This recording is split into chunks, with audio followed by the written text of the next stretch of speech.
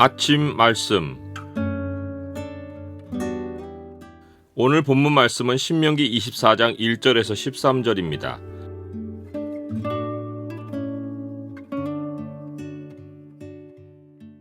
오늘 본문을 명령의 창으로 보면 하나님 백성이 서로의 생명을 어떻게 존중해야 하는지가 보입니다. 명령의 창을 보여주는 구절은 24장 6절입니다. 사람이 맷돌이나 그 윗짝을 전당 잡지 말지니 이는 그 생명을 전당 잡음이니라. 하나님은 창세 이래로 이혼을 허용하신 일이 없습니다. 바리새인이 예수님을 시험하여 사람이 어떤 이유가 있으면 그 아내를 버리는 것이 옳으니까 라고 물었을 때 예수님의 대답은 명료했습니다.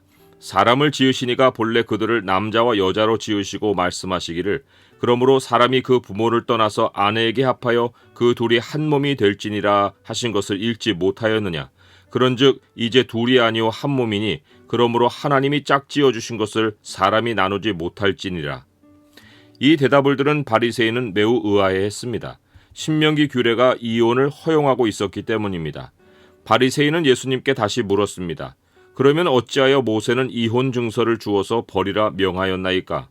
예수님의 답은 모세가 너희 마음의 완악함 때문에 아내 버림을 허락하였거니와 본래는 그렇지 아니하니라. 누구든지 음행한 이유 외에 아내를 버리고 다른 데 장가드는 자는 간음함이니라는 것이었습니다. 이혼 금지에 대한 하나님의 원칙은 변함이 없지만 하나님은 사람의 완악함을 아시고 이혼을 허용하신 것입니다. 그렇다면 하나님이 보신 사람의 완악함은 무엇이었습니까?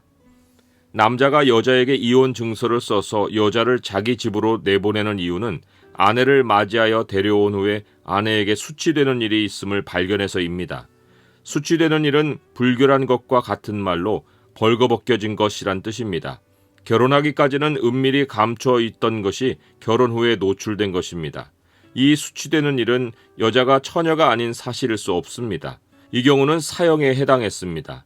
당시 문화에서 여자에게 수치되는 일은 여자가 아이를 낳지 못하는 사실이거나 예수님 당시 혈루증을 앓던 여인과 같이 여성이 가지는 병일 수 있었습니다. 이런 일이 뒤늦게 밝혀질 때 하나님은 남자의 마음이 아내에게 완악해질 수 있음을 내다보셨습니다.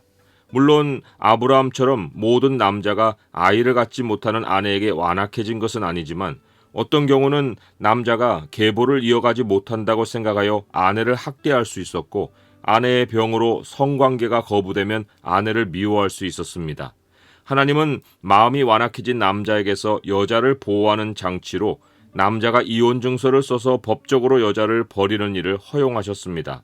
이로써 남자의 혐오에서 여자가 벗어날 길을 열어주신 것입니다.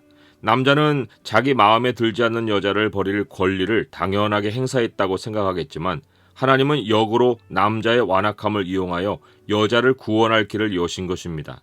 이때 남자는 반드시 이혼 증서를 써서 여자에게 주어야 했습니다. 하나님은 여자가 이혼을 당했지만 여자로서 법적으로 아무런 권리를 잃지 않고 다시 가정을 꾸릴 권리를 새로이 갖게 해주신 것입니다. 더군다나 하나님은 여자가 재혼한 후 둘째 남편에게서 이혼 증서를 받고 이혼을 당하거나 둘째 남편이 죽으면 첫 남편이 그 여자를 아내로 맞는 일을 법적으로 금하심으로써 여자를 이중으로 보호하셨습니다. 첫 번째 남편이 여자가 둘째 남편에게서 받은 납폐금이나 재산을 노릴 수 있었는데 하나님은 그런 노림수를 원천 차단하셨습니다. 애초부터 남자는 아내를 맞을 때 어떤 경우가 되었든 간음 외에 아내를 버리면 그 여자와 재결합하는 일은 영원히 불가능한 것을 알고 결혼해야 했습니다. 하나님은 사람이 충실하지 못한 것을 미워하시는데 아내의 노출된 부분을 가려주지 않고 그것을 빌미로 아내에게 충실하기를 끝낸 자는 하나님이 미워하여 하나님에게서 끊어내십니다. 그래서 하나님은 말라기 선지자를 통해 이스라엘의 하나님 여호와가 이르노니 나는 이혼하는 것과 옷으로 학대를 가리는 것을 미워하노라. 만군의 여호와의 말이니라. 그러므로 너희 심령을 삼가 지켜 거짓을 행하지 말지니라 라고 하셨습니다. 하나님은 생명이 걸린 문제는 최우선으로 다루십니다. 안식일법이 있어도 생명을 살리는 일이 우선이듯이 하나님은 이혼을 원천적으로 금하셨어도 그 당시 남자가 아내를 자기 기호품처럼 취급하는 관습을 보시고 여자의 생명을 우선에 두고 보호하신 것입니다. 학대와 압박과 미움의 환경은 사람의 생명이 살아갈 곳이 아닙니다. 이러한 환경이 사람의 죄악에 대한 형벌로도 찾아오지만 사람의 죄악이 만들어 놓은 환경에서도 찾아오는데 하나님은 그런 환경에서 자기 백성을 구원하여 자유를 주십니다. 하나님이 행하시는 길을 아는 하나님 백성은 어떤 경우에서도 다른 사람의 생명을 위협하는 일을 하지 말아야 합니다. 그것은 사람을 상대하는 것이 아니라 하나님을 상대하여 자신의 생명을 위협하는 일을 벌이는 것입니다. 이런 의미에서 모세는 사람의 맷돌이나 그 윗짝을 전당 잡지 말라고 했습니다. 이스라엘 집 부엌 도구에서 가장 중요한 것이 맷돌이고 아무리 가난한 집이어도 밥을 해먹으려면 맷돌이 필요했습니다. 이것을 전당 잡는 것은 오늘날 집에 전기, 가스, 수도를 다 끊어버리는 것과 같습니다. 이것은 더는 돈 문제와 관련한 것이 아니라 사람의 생명을 전당 잡는 일입니다. 이것은 사람이 사람에게 할 짓이 아니었지만 이스라엘 역사를 보면 고관들과 지도자들이 가난한 자에게서 탈취한 물건을 집에 쌓아두었고 맷돌을 가져가는 정도가 아니라 가난한 자들이 한번 봐달라고 애원하는 얼굴을 맷돌에 대고 짓이기는 일을 자행했습니다. 이것이 여호와 하나님이 너희가 내 백성을 짓밟으며 가난한 자의 얼굴에 맷돌질하느냐고 분노하신 이유였습니다. 하나님의 형벌 원리는 생명에는 생명으로입니다. 그들은 순전히 돈 문제였다고 말하겠지만 하나님은 그들의 재앙과 멸절을 예고하셨습니다. 가난한 자를 함부로 대하는 것만 아니라 사람을 팔고 사는 인신매매는 그 당장 사형입니다. 요한계시록은 멸망할 바벨론의 특징을 무역으로 소개했는데 열방의 상인들이 바벨론과 거래한 수많은 목록 가운데 마지막 품목이 사람의 영혼입니다. 이것이 예수님이 오시기 직전 문명사회의 모습이라는 것이 경악할 일입니다. 잔인한 노예 매매는 옛날 역사만 아닙니다. 오늘날 생계 활동에서 맺어지는 많은 계약이 사람의 생명을 파고 사는 일임을 시사합니다. 무역 거래로 소유의 넉넉함은 생길지 모르나 탐욕으로 인해 사람의 생명을 결부시켜 매매를 벌인 자는 예외 없이 영원한 죽음에 처합니다. 이어서 문맥에서 벗어나 보이는 나병 규례가 툭 튀어나옵니다. 나병에 대해서는 절대적으로 제사장의 가르침에 순종해야 했습니다. 율법이 다루는 나병은 단순 피부병이 아닙니다. 미리암의 사례에서 보듯이 하나님의 진노가 사람에게 임한 표시입니다. 하나님의 뜻을 벗어난 사람에게 생명에 대한 경고 장치입니다. 갑자기 이 규례가 여기에 끼어들었을까 싶지만 하나님이 사람의 생명을 가벼이 다루는 자기 백성에게 심판의 전조를 나병으로 경고하신다는 메시지입니다. 미리암이 모세가 구수 여인을 아내로 삼은 것을 비난했다가 나병에 걸렸는데 모세가 그 여인을 취한 것과 연관해서 이 사람 모세는 온유함이 지면의 모든 사람보다 더하더라는 진술이 붙어 나온 것으로 보아 모세의 행동은 분명 구수 여인의 생명과 연관되어 있음을 추정할 수 있습니다.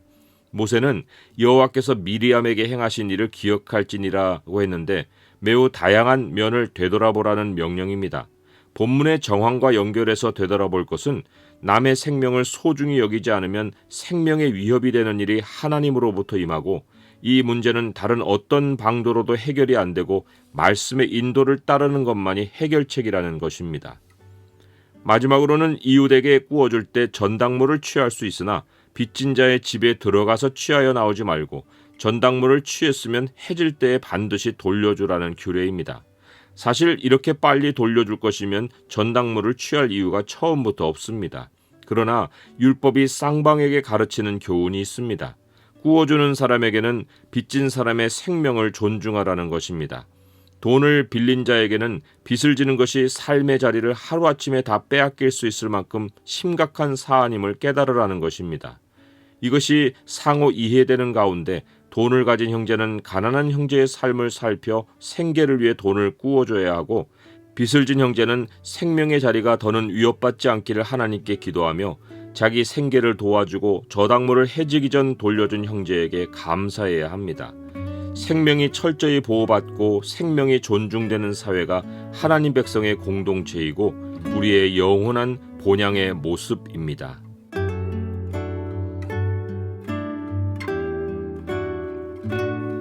주님, 사람의 완악함과 탐심이 생명을 위협하는 제1의 적입니다. 제 안에 한시라도 이런 마음이 없게 하시고 온유하고 겸손하신 주님의 마음을 품고 살게 하옵소서. 서로의 생명을 돌보고 존중하고 사랑하는 교회를 세워가게 하옵소서. 예수 그리스도의 이름으로 기도드립니다. 아멘.